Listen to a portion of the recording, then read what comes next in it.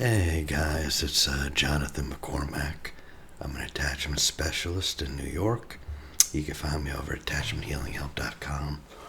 I wanted to talk about breakup. Someone asked me a question. I had a different attachment style show for breakup. It's a confusing time.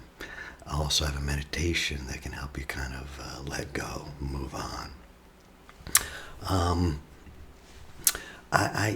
This is a time when, especially if you're dating someone with an attachment style and they break up, they're the way they react can be very confusing, very disorienting, and already you're disoriented. I'm a big believer in poetry and art because I do believe that you can get in touch with these feelings. There's a wonderful poet, Jennifer Militello. She's still around. Devastatingly gorgeous. And she has this, and you see this in a lot of attachment problems, like disorganized attachment, where it's like, please love me, now leave me, now I want you to love me again, that type of thing. Great, but she calls it oxymoronic love, and boy, it can feel like that. It goes, hatred is the new love. Rage is right. Touch is touch. The collars of the coat turn down, point up. The corners of our hearts are smoothed with rough.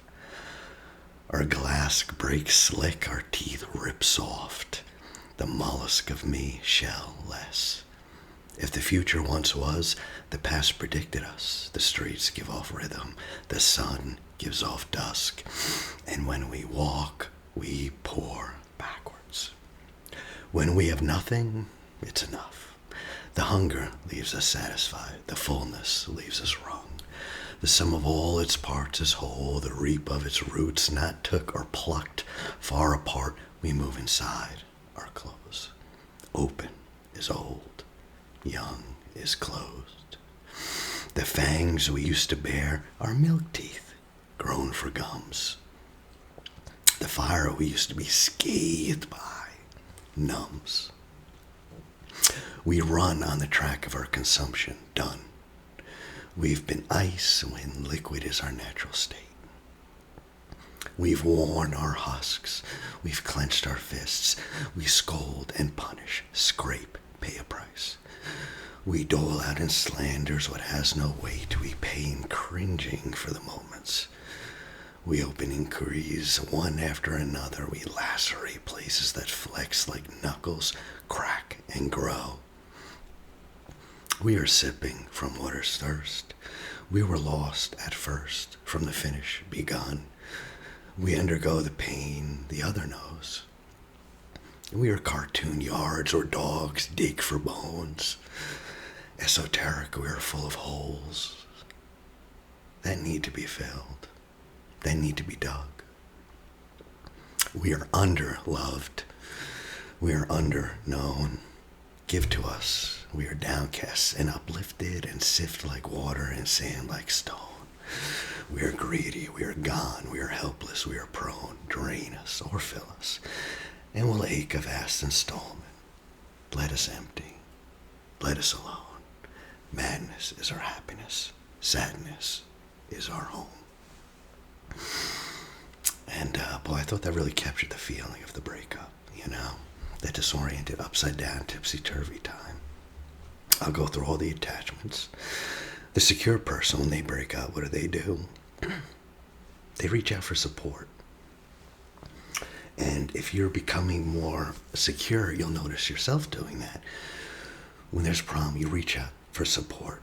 When a secure person does have a breakup, and they're less likely to, but when they do, they're able to communicate their feelings openly, honestly. Because of that, when you practice that, opening up your feelings, I do ideal parent figure protocol and parts work and things like that.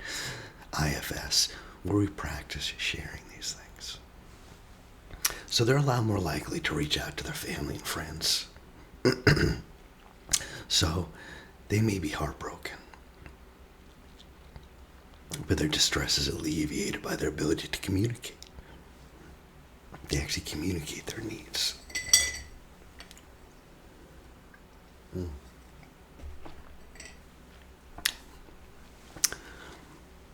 And they ditch that negative self-talk. It's not helpful. It's not helpful. They're able to do that because deep down inside, they believe that they're genuinely loved. Ooh, sorry about that. But I was saying secure people, they firmly believe that they deserve to be loved. So it doesn't spiral into self-blame, Then there's the other three attachment styles: avoidant, anxious, and disorganized. I'll go through each one. The avoidant attachment. Well, someone with avoidant attachment, they probably grew up with some emotional neglect, maybe some rejection. They probably made bids for intimacy and were just kind of rejected. So how do they respond? Well, they just shut down their attachment system. It just shuts down. That's what happens when you're repeatedly rejected. So sometimes avoidance can come across a bit aloof, perhaps a bit cold. That's the defense to protect them. Short term, after a dismissive avoidant breaks up, usually they feel it as relief. They're like, oof, boy, that was becoming meshing. They were just intruding on my personal space. And now they're just relieved. Oof. And boy, they seem very invulnerable and very self-sufficient. Avoidance, because of this, almost never turn to other people, family, friends. No, they deal with things on their own. And usually they'll bury themselves in work or activities or whatever it is. That's initially. Rarely do they come back. Rarely. The best way to get them back, if you want it, is actually to give them that space. The more you reach out towards them, the more you push them away. And they feel good with that space. That's great. Now they're free. They're liberated. So free. So free. Free to be lonely. And it takes them a long time to process. Boy, I have no avoidance. That they break up and they were so happy. Everything's gone. Boy, you're with her for 2 years. You're with this guy for 3 years, And they're fine. Yeah, man, it comes and goes. Oh. But then those emotions do get processed. It takes them months. A year later, boom, it hits them. What did I do? I lost the girl.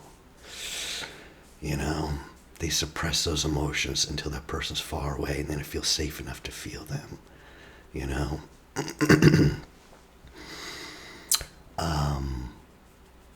And when they're getting ready to break up, usually they become a lot more negative. Avoidance can be very, very negative, all of a sudden they'll start pointing out flaws. I just don't like, you never cook me what I want, do you have to talk so much? Do I have to talk all the time? Really? They'll start pushing you a little away. No, don't come over today. I just need some space. They do need a lot of space, period.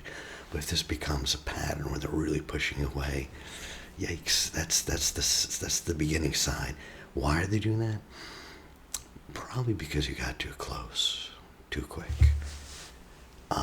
Probably that closeness, that intimacy kind of set them off. Avoidants are most likely to initiate the breakup, because they want to avoid that confrontation. They're also, like I said, a lot more likely to suppress the emotions immediately afterward. But that doesn't mean they don't feel the pain of the breakup. They do. They just push it down until it feels safe to feel. That can take a long time. The problem with avoidance is after they break up, the next stage is hopefully self-reflection. Breakups for secure people are about an opportunity for self-growth, Now with avoidance, that's why they're so difficult, because they don't reflect on this. They don't. Well, why didn't that work out? It just didn't work out. I don't know. I just wasn't feeling it. It just wasn't there. that's not very in depth. They really don't think about it. They really don't self-reflect on these things, because that big portion of them, the emotional piece of why it didn't work out, is suppressed and kind of broken off, and they don't want to touch it. You know. Interestingly, because of that, they're a lot more likely to kind of stick in that relationship like a year or two later. Oh, the one that got away, you know. Well, this inability to feel those emotions is a big reason that their ability is inhibited to reflect honestly upon them.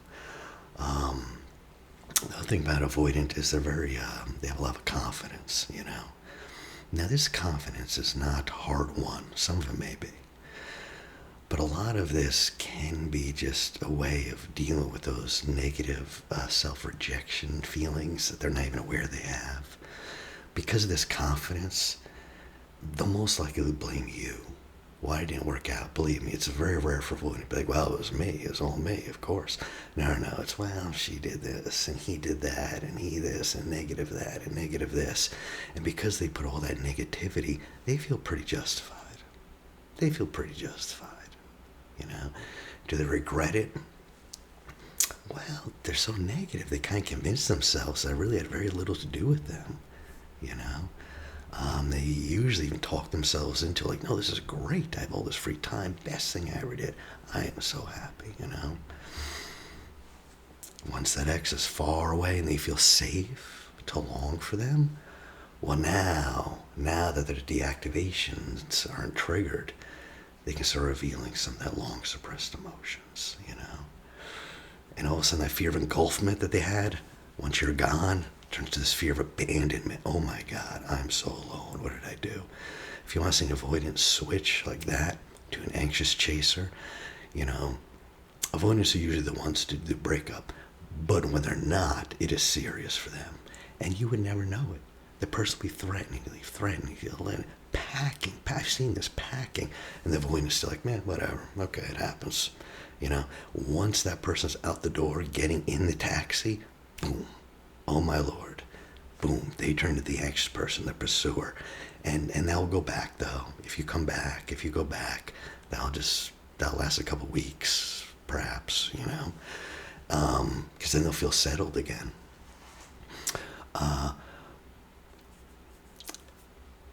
And that's, again, a huge impetus for them to avoid personal growth, because they don't want to touch that pain, you know.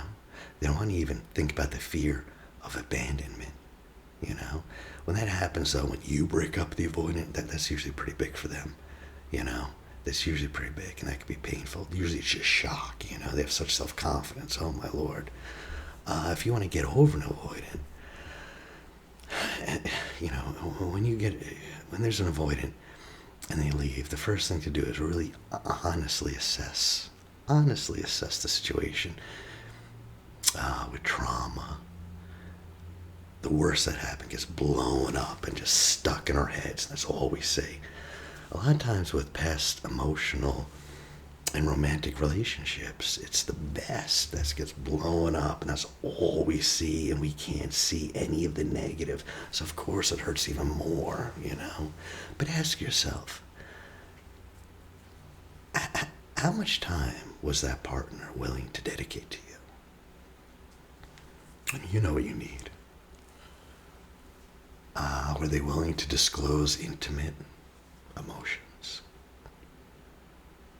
You know, were they inclined to commit to long term? Did you get that sense from them?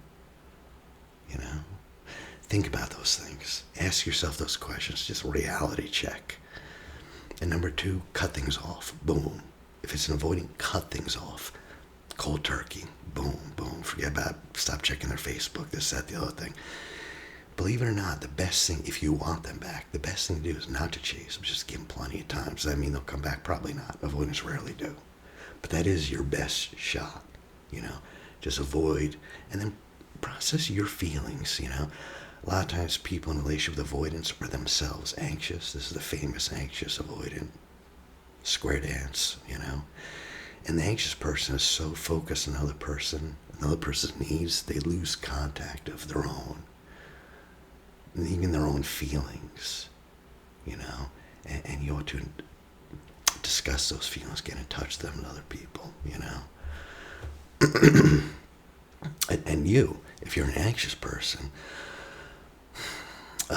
you have your own script, you know. You likely grew up in an environment where intimacy and affection were very inconsistent. So you have to be very hypervigilant towards them. A lot of enmeshment, you know. And so someone, as an adult, who is anxiously attached, they will do anything to get close to their romantic partner. What are they attracted to if you're anxiously? They are attracted to connection, closeness, intimacy. Well, attracted to is the wrong word. Really, I should say, what does their heart desire? And that's what desires closeness. What are they actually attracted to? Yeah, usually it's not that. Usually it's an avoidant person. You know, why? Well, a bunch of reasons. You know, someone with anxious attachment is very open-hearted, you know, and usually they develop crushes real quick. And these are fun. These are very exciting. You get to feel these strong emotions with someone without having to deal with that scary side of intimacy, real intimacy. So you can just let yourself go, you know? And you don't even know what the other person is like. You don't even know them. And yet, you can still feel the strong bond. You could feel the strong bond and relish in all those lovely feelings and fantasies that go along with it. You know, I hear this all the time, like, actually, we have this connection, these feelings. Like, oh, how long have you been dated? I'd be like 3 days, you know? And yet we're so strong. You don't know them. They don't know you. And when people fall in love, they fall in love with the feelings, rarely the person. That takes time. Well, there's a low danger of reciprocity with an avoidant. You can pour all your love and emotion, intimacy to them, and you don't have to be worried about getting much back for a real relationship. Feels pretty safe. And that anxious person, boy, they really admire that avoidant, just how secure, seemingly, how grounded, how independent. They can lean on this person, you know. Yeah. And then they do that, and they pour all their love and affection into them. And then that person feels very unsafe and uneasy. And all of a sudden, words like, you're needy, and she'll throw, you're cold, or vice versa, get thrown around, you know. When an anxious person breaks up, they're very sensitive to any relationship threats, you know. Even before it occurs, they usually sense it. Usually they sense it even when it's not there. So when it is there, they start really feeling it. And if you're with an anxious person, watch out. You know, if you're with an anxious person, you need to reassure them. Not when they ask, hey, how you feeling? That often. Morning texts, what's up, baby girl? How's my beautiful girl? Whatever. Often, you have to make it a point. And for avoidance, this will be very, very difficult, you know. But if you're secure, you should be able to do this, you know. Now, when anxious people don't get that, they start having protest behavior. Little children have this too, right? They start screaming. They're screaming louder.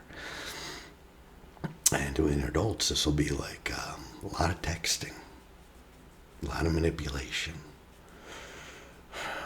You know, a lot of, like you're an anxious person's attachment system just goes on hyperdrive. And there can be a lot of jealousy, a lot of hostility. Yeah, because they're really being activated. They almost feel like they're going to be abandoned. Now, of course, an adult can't be abandoned. No one who's 50 says, oh, I'm an orphan. My parents just died. But it feels that way because you have this wounded child, this anxious person. And this isn't your best self acting if you're an anxious person. This is that wounded child acting. How's an 8-year-old going to act when perceived abandonment happens, you know? And so to get that reestablish that contact, oh man, you really go in hyperdrive, which of course just pushes the other person further away.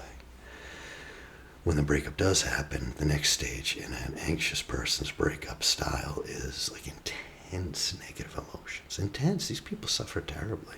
And heartbreak is terrible. Poets have been writing about it for years. Now psychologists are like, perhaps we should look into this. And they do brain scans. And it's like, boy, if you were really attached to someone and they break up, your brain reads it almost like you're missing a limb. I mean, it could be real pain, you know. And I actually do a Heartbreak guided thing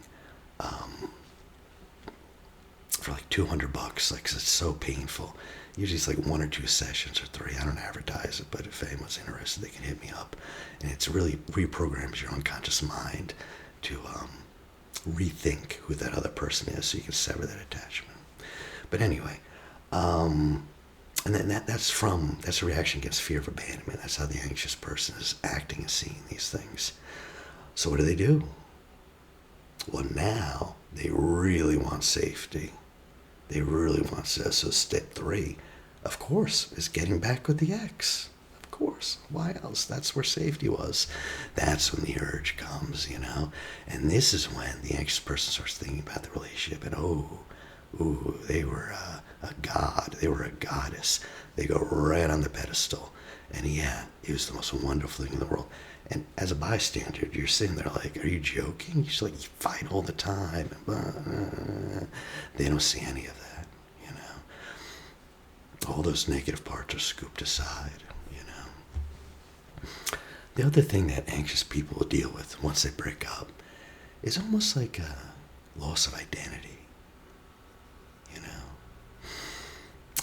John Gray, the guy who did Mars and Venus, Men Are From, whatever that was.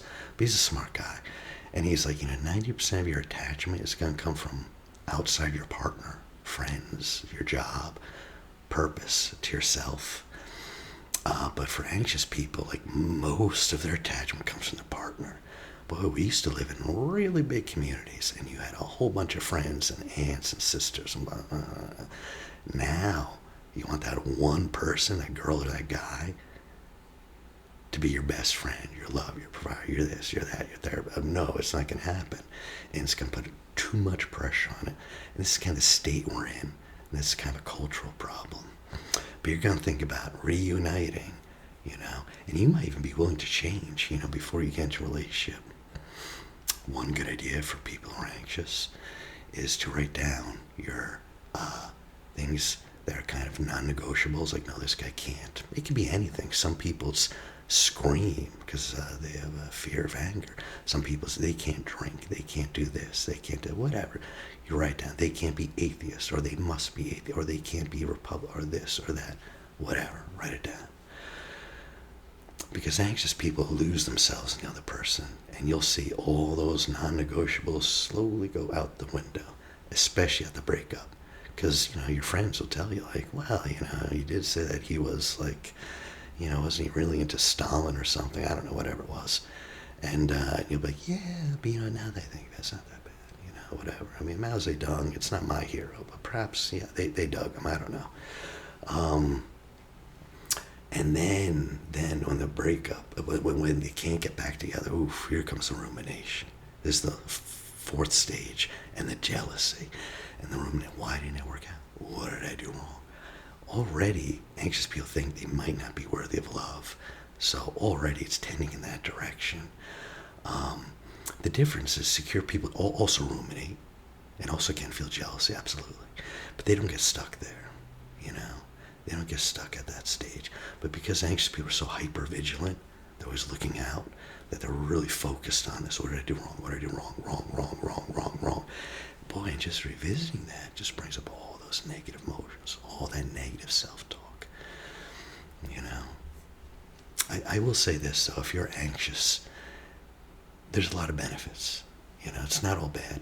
You have a lot of benefits if you break up. Because first of all, people who are anxiously attached, after a breakup, they can experience personal growth and positive change, and oftentimes do. They're able to grow. Avoidance, not really, because they don't even reflect on these things, you know. Anxious people are able to move on and establish new connections, you know. And oftentimes they do. They're emotionally capable of rebounding into another relationship. So it's not the end of the world. That's a positive. Some people can't move on. Anxious people can. And they're likely, if you look at the statistics, anxious attachers are more likely to experience future romantic success after a breakup. than disorganized or avoidant. So if that's you, you're going to have better relationships in the future because you can learn from it, and that's wonderful. The last one is disorganized, and this is the most complicated. Disorganized attachment, sometimes called fearful avoidant. These are people who have both avoidant and anxious. Sometimes they're attached, sometimes their childhoods were filled with fear. So think about that. The thing you need most, your mother, father, whatever attachment figure, that's what you yearn for. And it's also the thing you're afraid of. These are the people that seek out intimacy. And then when it comes, they push it away. So hard to deal with these people, and they feel so much pain. By the way, if you're with the disorganized, the three things, remember, number one, be consistent. You are a source of stability for them. Fearful, avoidant, disorder, don't get involved with anxious people. Don't do that. Secure, ideally. Avoidant can work, you can work it out. But you want to let them know that you're a source of stability. So if you're going to say you're going to do something, you have to do. And this could be small. I'll pick up lunch on the way. Oh, I forgot. No, that will trigger them, really. I know it seems like not a big deal to you, but this just puts them right back into childhood with all this chaos, You need to clearly communicate. Be the man you say you are. Be the woman you say you are. What your mouth says is what your body does. Is what your mind's thinking, You have to be 100% sure you're going to follow through on things you say. Number two, you can replace their self-talk. So they'll sit there and be like, oh, I'm unlovable. I love you. Oh, no one could ever love me. Well, you were in that one relationship for like 3 years. That certainly that person did, whatever. You contradict, because they're going to have all these things like, oh, you want to leave me. And if you don't, you get to correct it, and you're going to have to. This is what life with a disorganized person is. They're going to be constantly suspicious, and you can just lovingly correct them. No, absolutely not. I love spending time with you. Yeah, sometimes it is tough, but it's absolutely worth it, Honestly, though, be honest, And three, don't take their behavior personally. I know this is tough. You're with them, boom, they drop off the map. Oh, they must hate me. It's not about you. They're not reacting to you. They're reacting to something that happened long ago. And these emotions, believe it or not, have very little to do with you. These reactive emotions. Reactive emotions are secondary. Like anger. There's something beneath the anger. That's a defensive reaction, And as I say, they swap between the anxious and the avoidant attachment styles, depending on the circumstances. So you really can't predict the stages of a disorganized breakup. But if you want to generalize, when they do break up with someone, the first step is they just avoid all things about the other person. This lasts about a second, but it is a stage. And they just avoid them. Boom, who? Susie who? Johnny who? I know, I never even heard of. Oh, the person, I was married to for 15 years. That's right, yeah. I haven't talked to him in like 3 days. I don't know. And then all of a sudden feelings begin to emerge. This is the second stage. And this is the stage where you see a lot of mixed signals. Do they want to get back together? Do they not want to get back? They say not to bother them, but then they text. What is going on, So those feelings begin to surface. Number three, the pendulum swing. They do absolutely want to get together, but no, not really. No, just to be clear, no. But yes, It's like, oh my Lord. Then the fourth stage, the attempt to move on. Usually it's an attempt. A lot of times they can't do it because the fifth stage hits, and that's the nostalgia loop. The big difference between the fearful, avoidant, disorganized, and the dismissive, avoidant, self-esteem. Dismissive one will come off with a lot of self-esteem, but fearful avoidants have very low self-esteem, and they're in touch with it. The dismissives, it's almost like the fearful avoidant, disorganized would love to do what dismissive does. Just take those emotions. That person no longer exists. But they can't because it's still there. And they have to feel it, and they try and push away, but they feel it. And it's the nostalgia loop. Oh, but it was wonderful. Oh, how wonderful it was, And this starts the rebound game,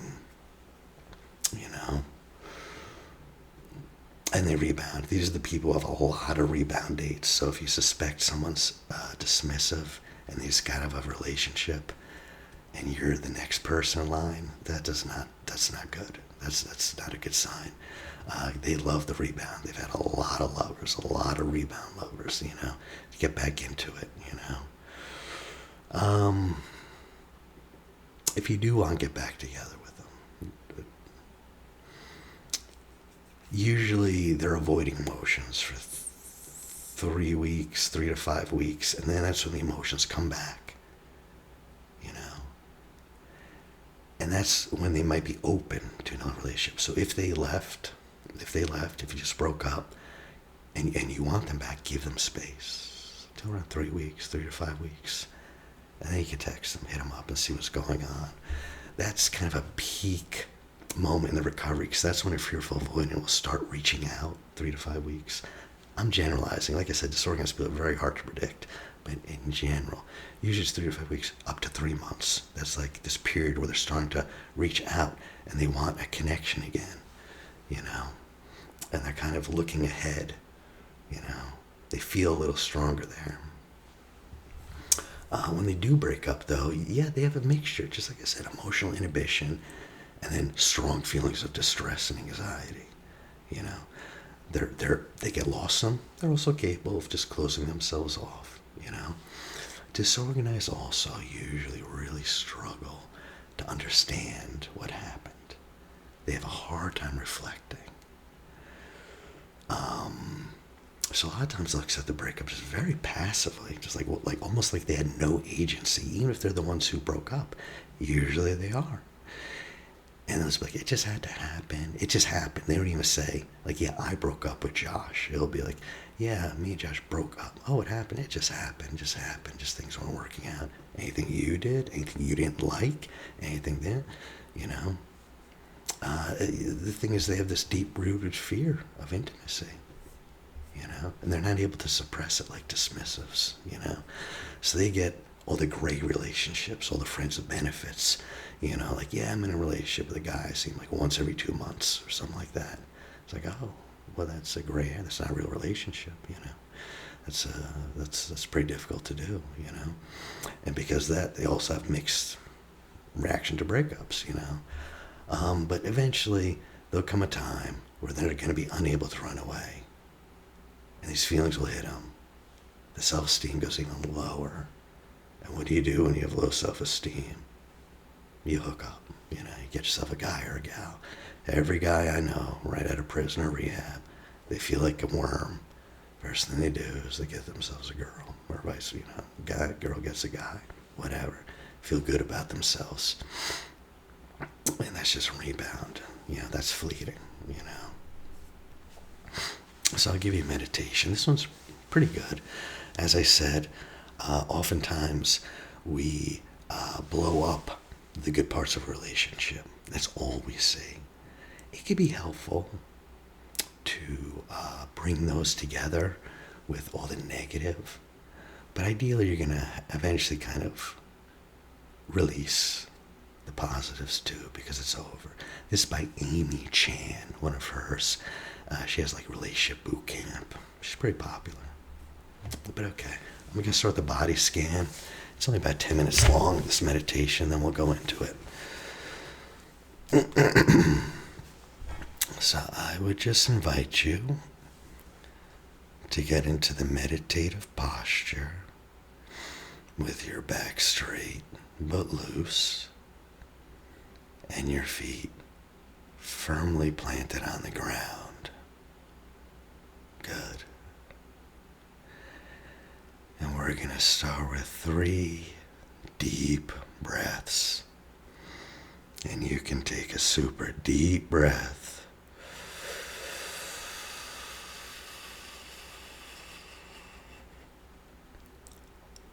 Hold it below the belly and slowly release.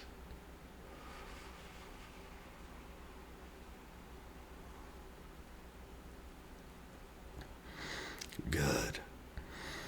And now another super deep breath.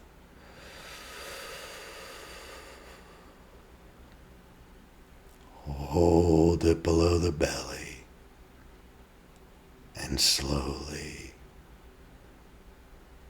release.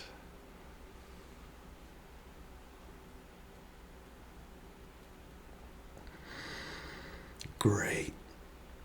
Last one. Super deep breath.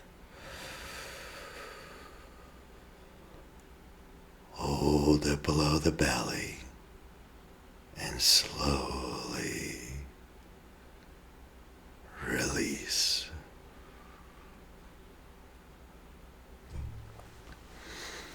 Good. Yes. And now we can just start bringing our awareness into the body. Bringing your awareness in,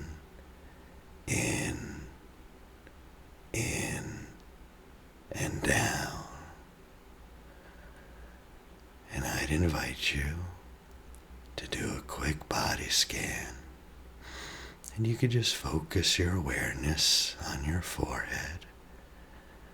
And you just notice any tension in your forehead. And then moving the awareness down around the eyes. And just softening the eyes and softening all the muscles around the eyes. Moving down into the cheeks. Just softening the cheeks. Down into the jaw, and just softening all the muscles of the jaw, nice and loose. And then a wave of warm, loving awareness moving into your neck, down into your shoulders, down your back, down your spine. Just a wave of warmth moving down your torso, moving down, down, down. Loosen the belly, loosen the hips. Just a wave of warmth rolling over your thighs, moving down the legs, down the calves, all the way down to your feet, firmly planted on the ground, like roots of a tree. Good. Good. And now that we're a little more relaxed, a little more at ease,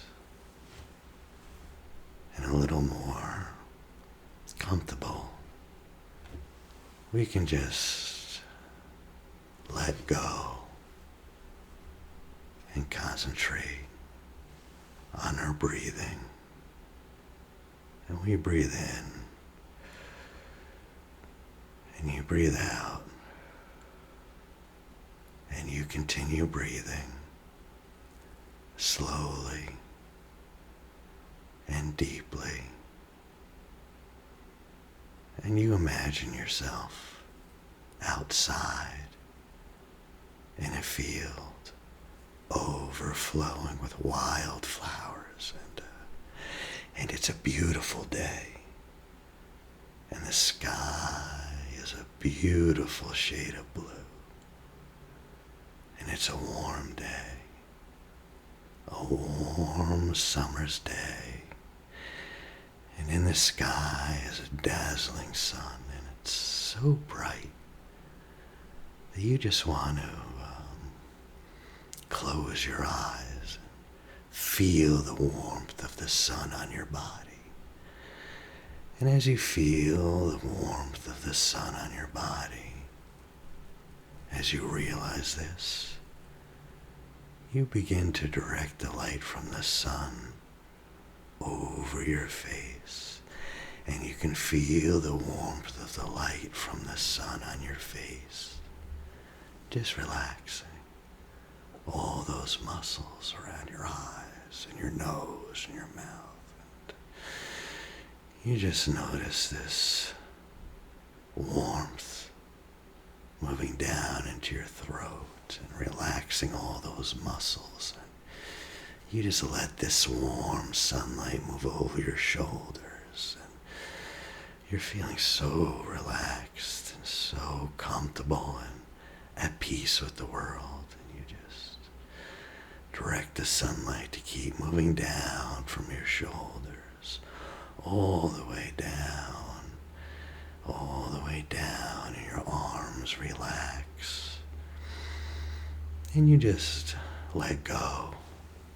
And it's a beautiful feeling to be here now, right now, in the warmth of the light of the sun.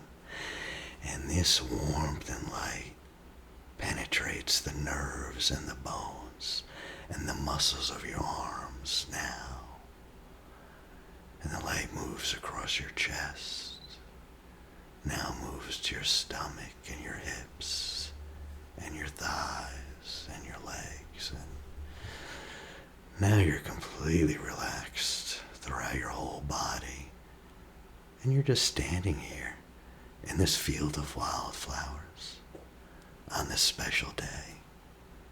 Ahead of you, there's a path closed off with a small locked gate.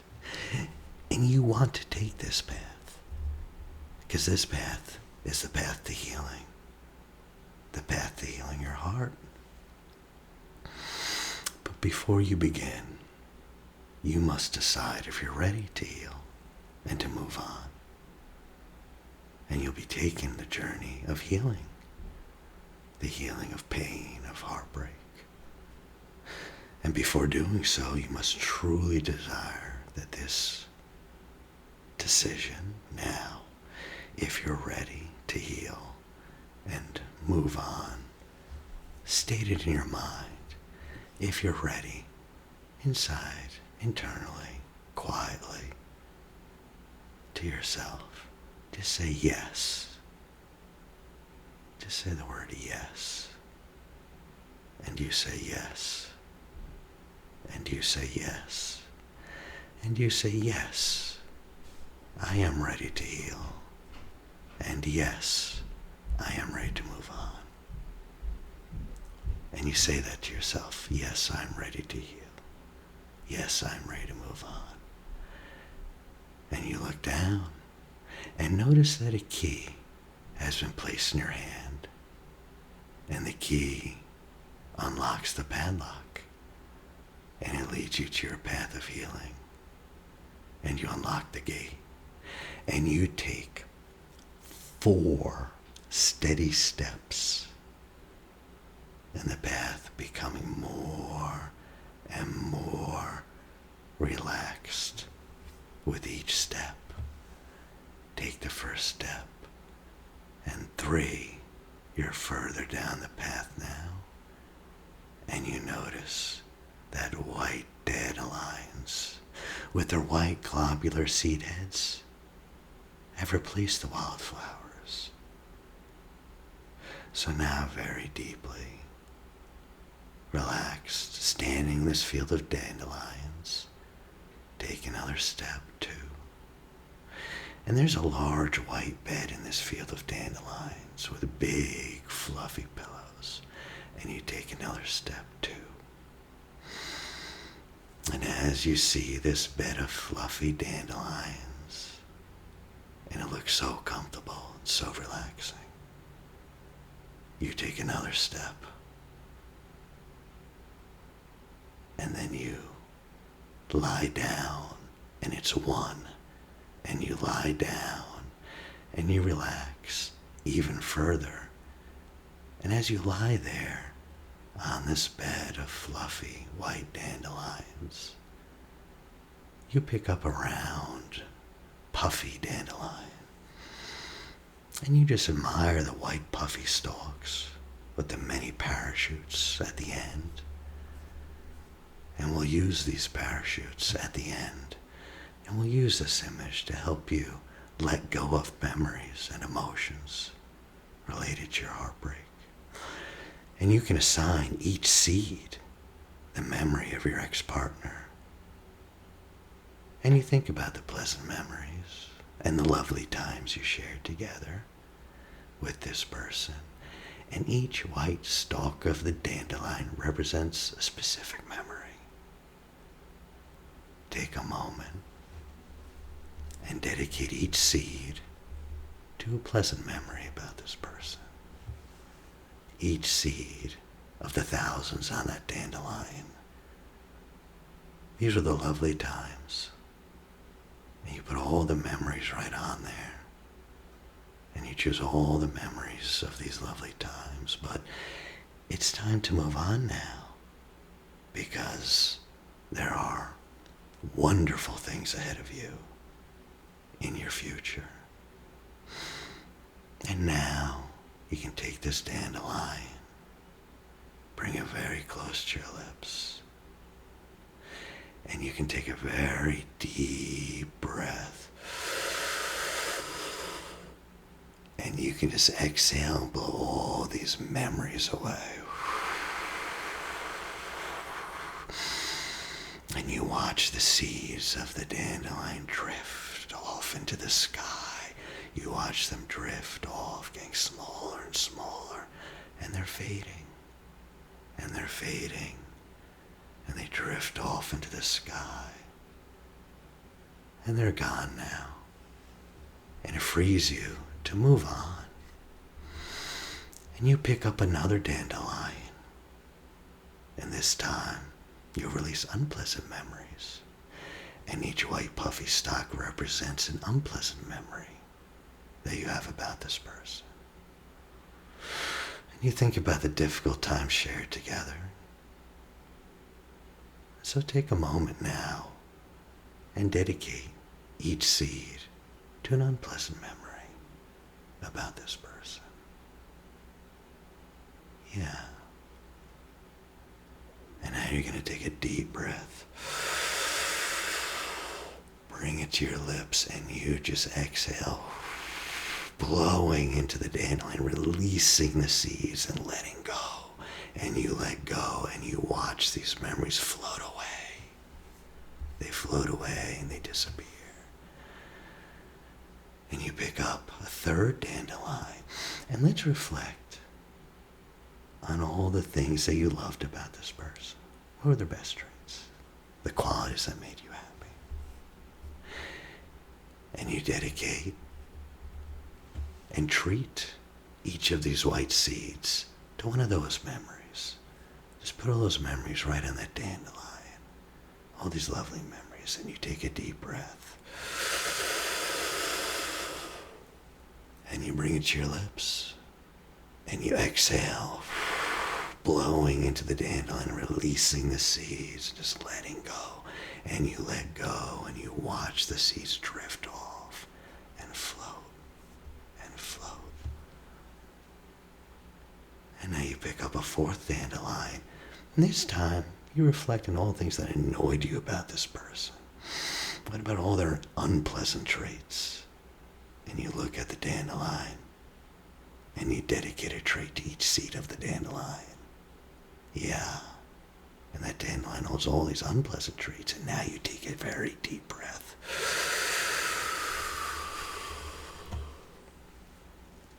And you exhale, blowing into the dandelion, releasing all the seeds, letting go, and you watch all of these seeds drift away, blowing off into some other faraway place. And you have no need to hold on to it, and it feels wonderful. And it feels wonderful to release, to let go. And now, it's possible you might have some pain or hurt or disappointment lingering in your body. And it would be wonderful to let this go as well. And it's time. It's time to let go. It's time for you to move on. And you pick up one last dandelion. And you contemplate. And you dedicate each seed to a difficult emotion that you're holding on. a difficult emotion you're holding on to. And this could be pain, rejection, disappointment. And you look at the dandelion and you dedicate an emotion to each of the seeds of the dandelion. And you feel these emotions building in your chest area. Do you feel these emotions building in your chest area? And these emotions build in your chest area. And now you take a deep breath.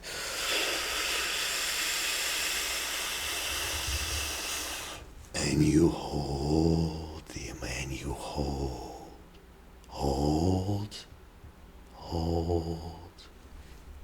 and now you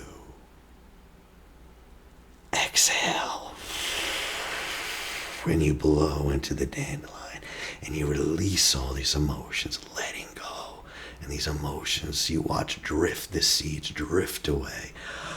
And you watch them scatter into the sky and they disappear. And now it feels lighter, now freer, and it feels so good to let go now. And you look up, and a white dove flutters towards your head, and it's holding in its beak a tiny wrapped present that it flies towards you and drops off the box on your chest. And this present represents the lessons that you learn. It represents the lessons that you learned from your experiences with this person. All the many ways this person helped you to evolve and has enriched your life in some way learning and understanding these lessons and being grateful for them, being grateful that it will help you to move on. And just take a moment and contemplate that box. And you contemplate all these lessons you've learned, all these ways that you've grown. And you contemplate that box. And you just take a moment. And you begin to slowly unwrap the box. And you unwrap the box. And inside there's a piece of paper with this lesson written on it. Perhaps you see something written on the paper. Perhaps not, but perhaps your soul and your heart understands in some deep intuitive sense. Can you sense that? Is there a response in your heart? A response to some lesson learned? A feeling? An image? Perhaps a word? Yeah. And your heart and your soul understand just intuitively why everything happened exactly as it is. And you can just hold this paper to your heart. And this understanding and this comprehension sinks into your heart.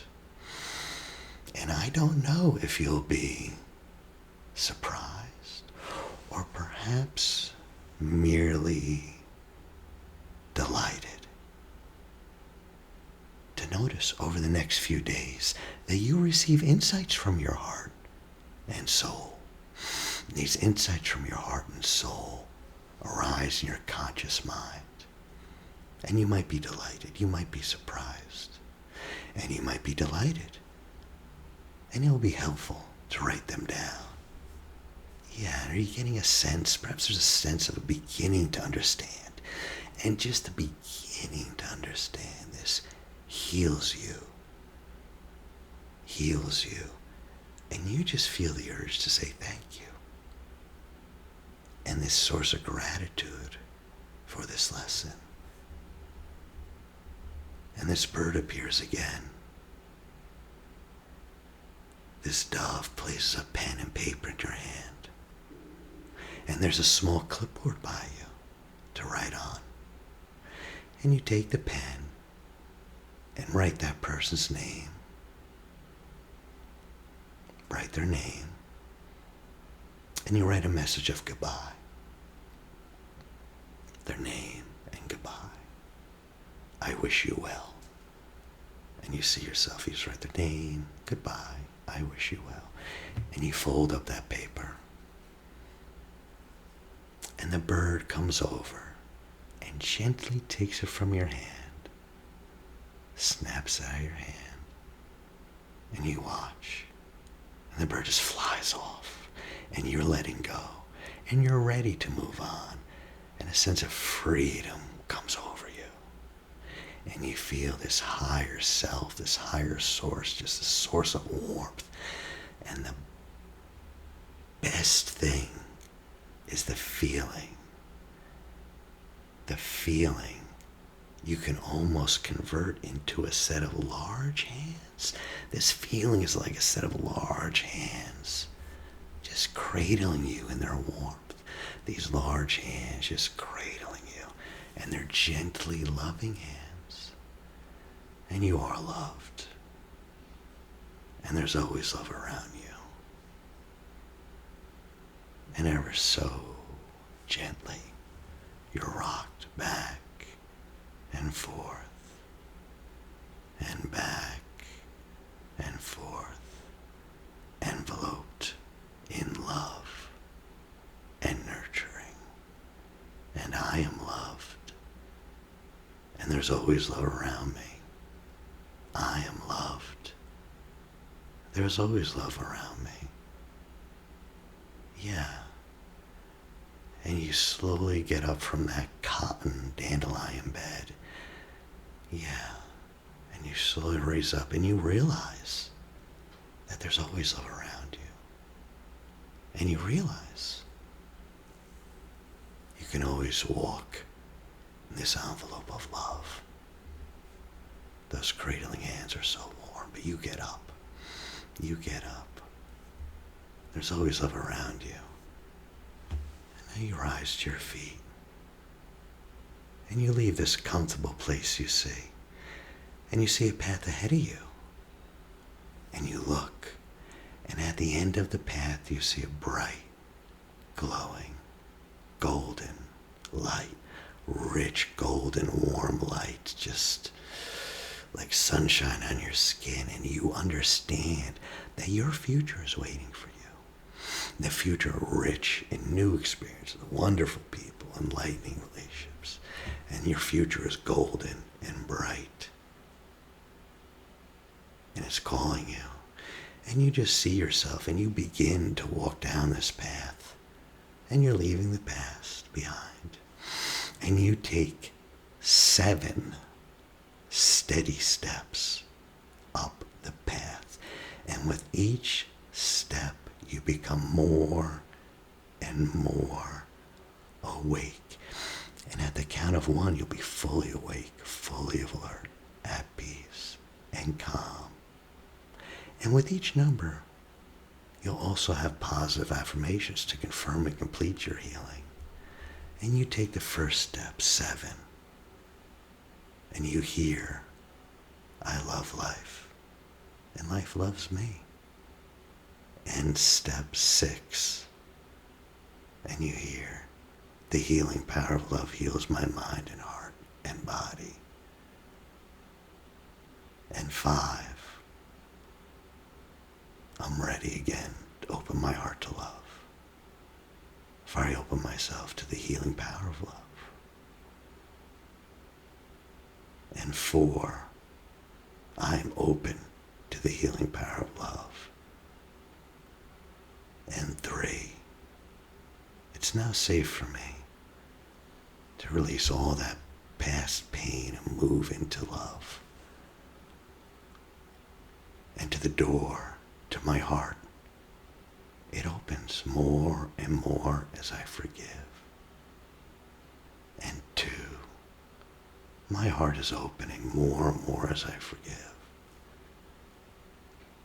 And 1, I move through forgiveness to love now, gently, gently, so gently.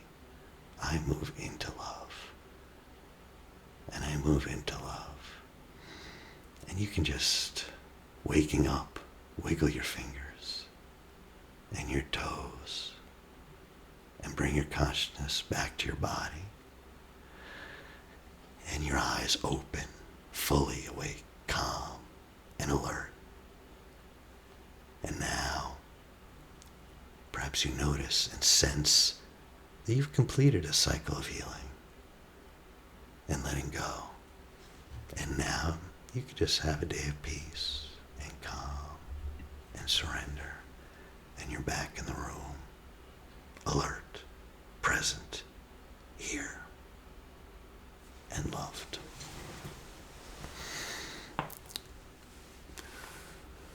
Okay.